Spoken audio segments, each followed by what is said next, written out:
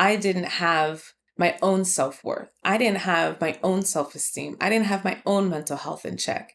And so it makes you so much more susceptible to internalizing things that other people are doing. So it's like I was talking about with, understanding that what people are throwing at you is a projection more than it's a representation of who you are. That's something I had to learn, right? That's not something that I've always just known.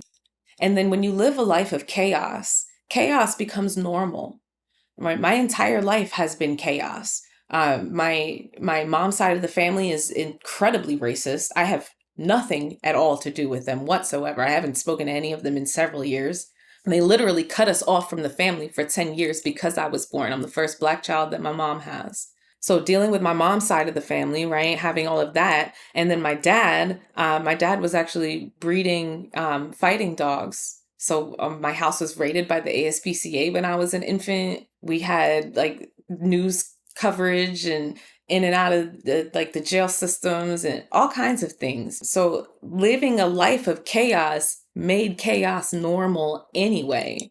So when you come across chaos that's not as bad as some of the things that you may have experienced before that, or that doesn't seem like it's as bad because it takes longer to develop, right?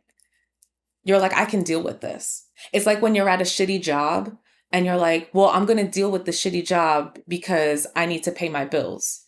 Like there aren't other jobs out there. You don't have to do that, right?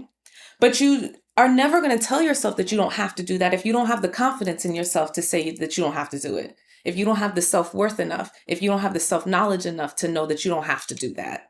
And so I had to do a lot of internal healing. I had to do a lot of generational healing, right? We call it like breaking generational curses. I've had to do a lot of that very intentional work, being willing to be uncomfortable with myself, with other people and situations, being willing to learn, being willing to grow, and being willing to be wrong, being willing to admit when you're wrong.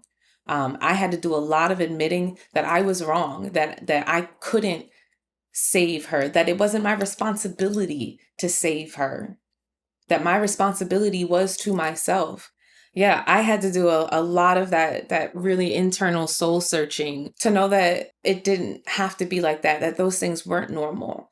And then as a society, like we don't do a very good job normalizing positive relationships, especially not in communities of color. How many movies do we watch where there's an absent father, right? In the Black family, right? There's an absent father, or it's incredibly toxic in some way, shape, or form. There's a single mom and she's got a couple of kids and maybe all the kids don't have the same dad. And that's discussed as something that's very, very negative. Somebody's in jail, right? Somebody dies young. So we're getting all of these messages about ourselves and we're learning about ourselves through the environment around us, right? Through the society that we are surviving in.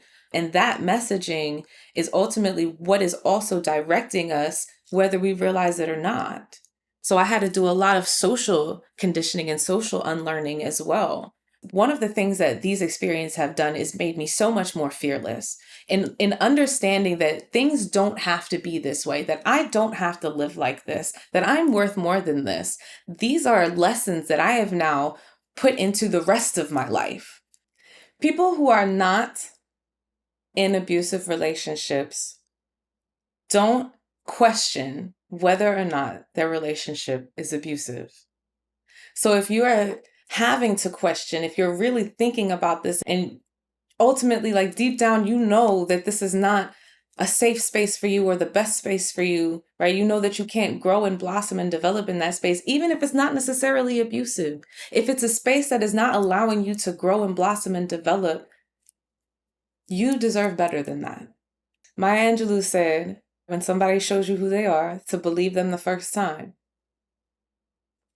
Believe them. But believe you too, right? Show yourself who you are and believe you the first time.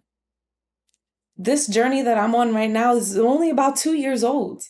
I am a completely different person today than I was 2, 3, 4 years ago.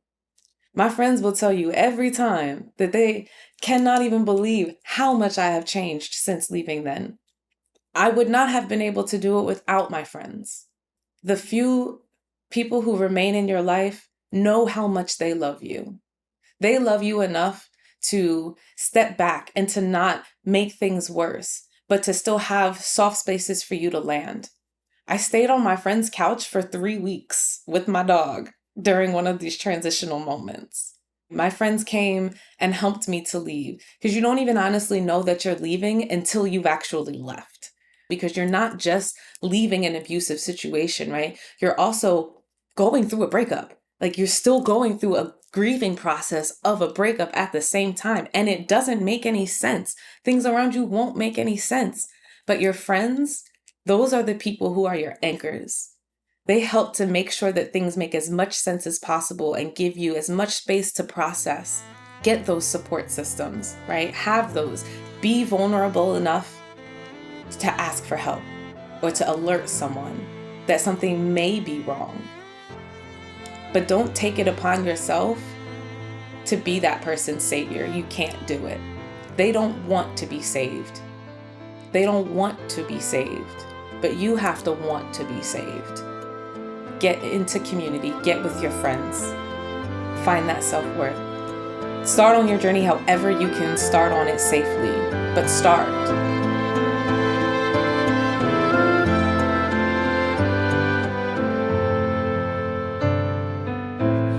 Didn't know my worth back then. Chaos consumed my world again. I thought their words defined my soul, but their reflections weren't my own.